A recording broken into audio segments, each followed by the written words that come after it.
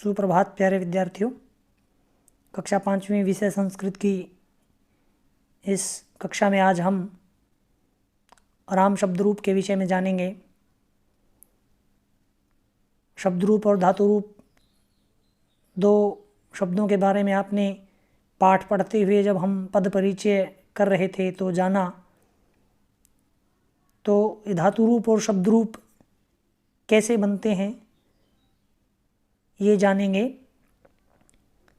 धातु रूप बनाने के लिए क्रियापदों के पीछे तिंग इत्यादि प्रत्यय जुड़ते हैं और तिंग इत्यादि प्रत्यय जुड़ने से ही इनको तिगंत कहा जाता है।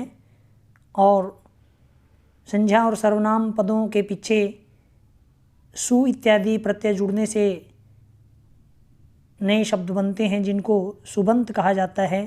सु इत्यादि प्रत्यय अंत में जुड़ने से इनको सुबंत कहा जाता है। तो राम शब्द रूप जो है वो अकारांत पुल्लिंग शब्द है।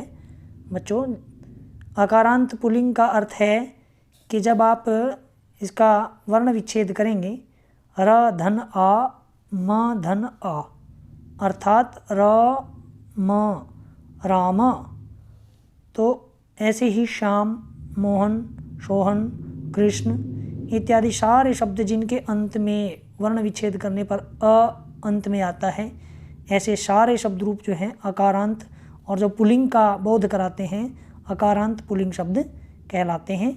तो राम शब्द को याद करने के लिए, उसको बनाने के लिए एक नया तरीका हम आपके सामने लेकर आए हैं। तो बच्चों, हिंदी में हमने पढ़ा कि हमारे पास दो वचन होते हैं, एक वचन और द्विवचन। एक वचन का अर्थ है संख्या, एक वचन का अर्थ है संख्या में एक, द्विवचन का अर्थ है संख्या में दो। लेकिन संस्कृत में जो वचन है वो 3 होते हैं। एक वचन का अर्थ है एक, द्विवचन का अर्थ है 2 और बहुवचन का अर्थ है ज़्यादा। एक पद देख रहे हैं आप, विभक्ति। विभक्ति क्या है? विभक्ति वे चिन्ह होते हैं जो क्रिया के साथ संबंध जो है वो निश्चित करते हैं। ऐसे चिन्हों को विभक्ति कहा जाता है। अब हमने एक वचन के नीचे देखो बच्चों, ये विभक्तियाँ जो हैं ये 7 हैं। प्रथमा, द्वितीया, तृतीया, चतुर्थी, पंचमी, षष्ठी, सप्तमी और संबोधनम। तो ऐसे ही एक वचन के नीचे हमने 7 बार राम लिख लिया है, द्विवचन के नीचे भी ऐसे ही 7 बार राम लिख लिया है और बहुवचन के नीचे भी 7 बार राम लिख लिया है। संबोधन के आगे हमने तीनों जगह हे राम और हे राम ऐसे लिख लिया है। तो अब हम जानेंगे कि ये शब्द रूप आप कैसे बनाएं। आपने कुछ प्रत्यय इसके पीछे जोड़ने हैं। प्रत्यय वे पद कहलाते हैं, वे शब्दांश होते हैं जो किसी भी पद के शब्द के पीछे जुड़ करके एक नया शब्द निर्माण करते हैं। तो हमने इनके पीछे अब क्या जोड़ना है कि ये राम शब्द रूप आपका बन जाए और आपको याद भी रहे।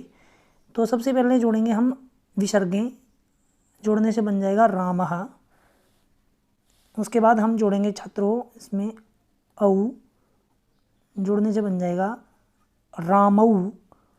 और फिर जोड़ेंगे आ और विसर्गे, जोड़ने से बन जाएगा रामः। द्वितीय प्रथमा विभक्ति बन गई रामः, रामऊ, रामः। द्वितीय विभक्ति में जोड़ेंगे म, रामम। दूसरी विभक्ति में ठीक ऐसे ही जैसे ऊपर जोड़ा औ, रामऊ। और द्वितीय विभक्ति बहुवचन में जोड़ेंगे आन, जोड़ने से बनेगा रामान। तो द्वितीय विभक्ति आपकी बनी है रामम, रामऊ, रामान। तृतीय विभक्ति में बच्चों हम जोड़ेंगे रामेण। तृतीय विभक्ति द्विवचन में जोड़ेंगे रामाभ्याम। और तृतीय विभक्ति बहुवचन में जोड़ेंगे रामैः। तृतीय विभक्ति बच्चों आपकी बनेगी रामेण, रामाभ्याम, रामैः। चतुर्थी विभक्ति में जोड़ेंगे रामाय।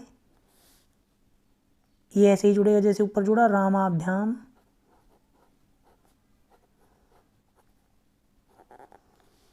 और यहाँ जुड़ेगा रामेभ्य।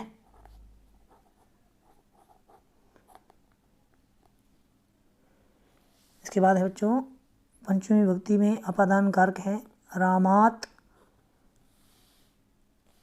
ये ऐसे ही जैसे ऊपर रामाभ्याम। आपने एक बात ध्यान रखनी है कि द्विवचन जो है वो बड़ा आसान है। प्रथमा विभक्ति और द्वितीय विभक्ति का द्विवचन एक जैसा है, तृतीया, चतुर्थी और पंचमी का द्विवचन एक जैसा है, और आगे जुड़ेगा रामेभ्यः है।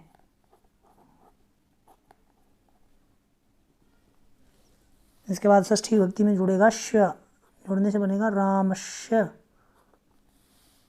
द्विवचन में जुड़ेगा छत्रो योः, रामयोः और रामाणाम।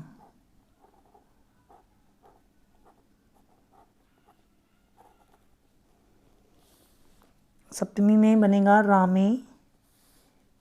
ये ऐसे ही रहेगा जैसे षष्ठी का द्विवचन था, ऐसे ही सप्तमी का द्विवचन रहेगा रामयोः, और सप्तमी बहुवचन में बनेगा रामेषु। संबोधन में हे राम, यहाँ ऊपर जैसे प्रथमा विभक्ति में था रामऊ, यहाँ भी ऐसे ही बन जाएगा हे रामऊ। यहाँ था ऊपर बहुवचन में रामः, यहाँ भी बन जाएगा हे रामः। तो इस तरह से बच्चों आपका राम शब्द रूप जो है वो बन गया है। अब आपने इसको एक बार मेरे साथ साथ दोहराना है। रामः, रामौ, रामः, रामम, रामौ, रामान्, रामेण, रामाभ्याम, रामैः, रामाय, रामाभ्याम, रामेभ्यः, रामात्, रामाभ्याम, रामेभ्यः, रामस्य, रामयोः, रामाणां, रामे, रामयोः, रामेषु, हे राम, हे रामौ, हे रामः। तो बच्चों इसको आपने ऐसे ही बनाना है जैसे मैंने अभी आपके सामने बनाया है। इसके प्रत्यय आपने याद कर लेने हैं कि प्रथमा विभक्ति में क्या जुड़ेगा, द्वितीया में कौन से प्रत्यय जुड़ेंगे, तृतीया में कौन से जुड़ेंगे, और इस प्रकार से आप प्रत्यय जोड़ करके कोई दूसरा शब्द रूप भी बना सकते हैं। यथा जैसे राम के साथ आपने मान लो शब्द रूप बनाना है कृष्ण, ऐसे ही कृष्ण बन जाएगा जैसे राम हमने बनाया है। तो एक शब्द रूप याद होने से ऐसे अनेक शब्द रूप याद हो जाते हैं। तो आपने इसको अपनी उत्तर पुस्तिका में साफ साफ लिखना है और इसका लिख करके ऐसे अभ्यास करना है, इसका पारायण करना है, इसको याद करना है। धन्यवाद।